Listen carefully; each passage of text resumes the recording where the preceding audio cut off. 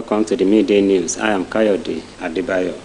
The organized labor has suspended its proposed strike action 24 hours after embarking on a nationwide protest against removal of fuel subsidy. President of the Trade Union Congress, Festus Osifo, announced this during an interview with newsmen.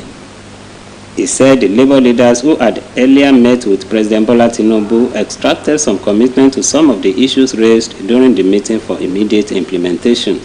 The labor leaders in a statement described the meeting with the president as fruitful, saying they will await the implementation of the agreement with the government. It will be recalled that Nigerian Labour Congress and Trade Union Congress led some workers and civil society organizations in a protest against the rising cost of living and the delay by the government in giving succor to workers affected by the removal of petrol subsidy.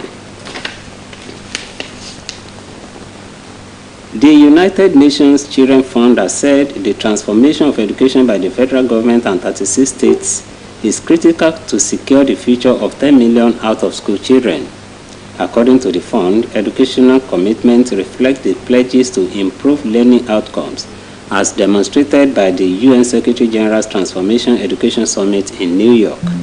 Unveiling the children's education needs at the Foundation Literacy and Numeracy Seminar in Maiduguri, Borno State, UNICEF Chief of Field Office, Northeast, Pongo Nguyen, said educational commitments are critical for Nigeria, particularly in the Northeast, as there are vast and unique education needs of children affected by the 14-year conflict. She noted that the seminar funded by the European Union was to strengthen learning outcomes in the accelerating skills development by implementing cash transfer programs. Pyong added that the transformation of education in the Northeast included the dedication of special statutory funds to universal basic education and other special programs. She lamented the 1.6 million out-of-school children in Borno, Adamawa, and Yobe State, as 72% of those in school cannot read a simple text after completing their primary education. Nigeria has cut power supply from the Republic of Niger as sanctions against the neighboring country increases. ECOWAS, led by Nigerian President Bola Tinubu, decided on sanctions against the military personnel in Niger who toppled President-elect Mohamed Bazoum last week. In addition to a one-week ultimatum to restore constitutional order and the suspension of financial transactions with Niger, ECOWAS decreed the freezing of all service transactions, including energy transactions. It was gathered that the move is in line with the sanctions decided by ECOWAS. However, industry experts called for caution and advised that the federal government should be diplomatic in handling the matter, as Niger Electricity Company is under contract with a power firm in Nigeria for the supply of electricity. The military high command says it has yet to get directive to begin operations in the Niger Republic. The defense headquarters disclosed this while reacting to news reports that the military had begun assembling troops for the military action in Niger. The Economic Community of West African States had imposed several sanctions on the military junta in the country and also issued a 7-day ultimatum to return power to the democratically elected government. The ECOWAS threatened to commence military operations in the country should the junta ignore the ultimatum. However, in a statement by the Director of Defense Information, Brigadier General Tuko Guzo, the defense chiefs in the region were still meeting in Abuja and will submit their plans to the head of governments and states for approval. He added that the armed forces of Nigeria cannot proceed with any operation in any of the member states of ECOWAS without a mandate from the authority of heads of state and governments. And now to sports.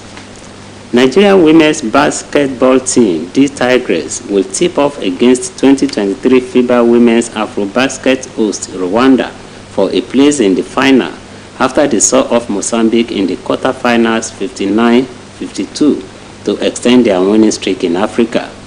Mozambique led at the break, but Nigeria eventually turned the tables around, outscoring Mozambique 18-10 in the third quarter to claim the win.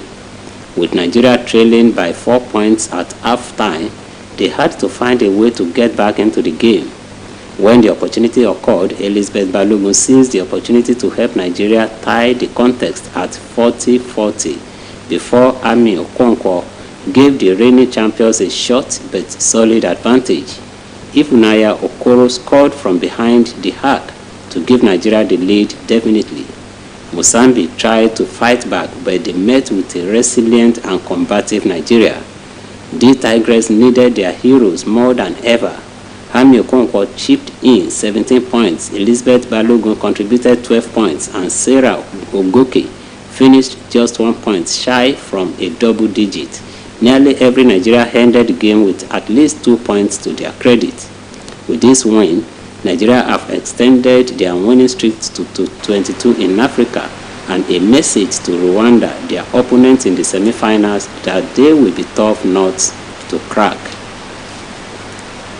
Now on the foreign scene, Niger's coup leader General Abdurrahman Tijani has declared that he will not bow down to pressure to reinstate the deposed President Mohamed Bazoum, as he described the sanctions imposed by West African leaders as illegal.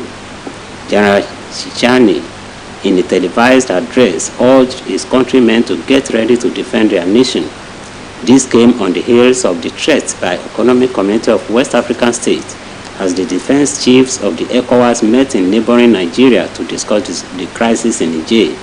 The self-declared leader said the military rejects the sanctions and refuses to give in to any threats wherever they come from. The fiery rhetoric marks an intensification of Niger's standoff with the 15-nation ECOWAS, which has been struggling to contain a democratic backslide in West Africa in the last 2 years.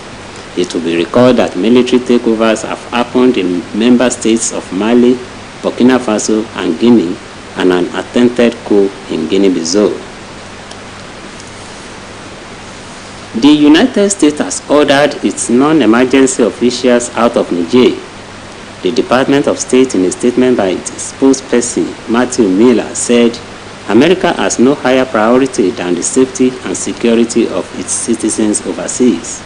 It added that given ongoing developments in Niger, the Department of State is ordering the temporary departure of non-emergency U.S. government personnel and eligible family members from the U.S. Embassy in Niamey. The statement said the U.S. Embassy remains open for limited emergency services to U.S. citizens as it continually adjusts its posture at embassies and consulates throughout the world in line with its mission, the local security environment, and the health situation. It added that the United States remains committed to the relationship with the people of Niger and to Nigerian democracy. And still on the foreign scene, Canadian's Prime Minister Justin Trudeau and his wife Sophie are separating after 18 years following meaningful and difficult conversations. The couple said they will remain a close family with deep love and respect. They were married in Montreal in 2005 and have 3 children together. In a statement, Mr. Trudeau's office said that while the couple had signed separation agreement, they will still make public appearances. They have worked to ensure that all legal and ethical steps with regard to their decision to separate have been taken and will continue to do so moving forward. Sophie Gregor Trudeau will no longer take part in official duties, nor will the government help in arranging her own appearances. The couple have asked for privacy for the well-being of their children. And that ends the Midday News on OSBC TV. It was edited by Adibari Ejimakinde. Please join us at 3 for the state news. Good afternoon.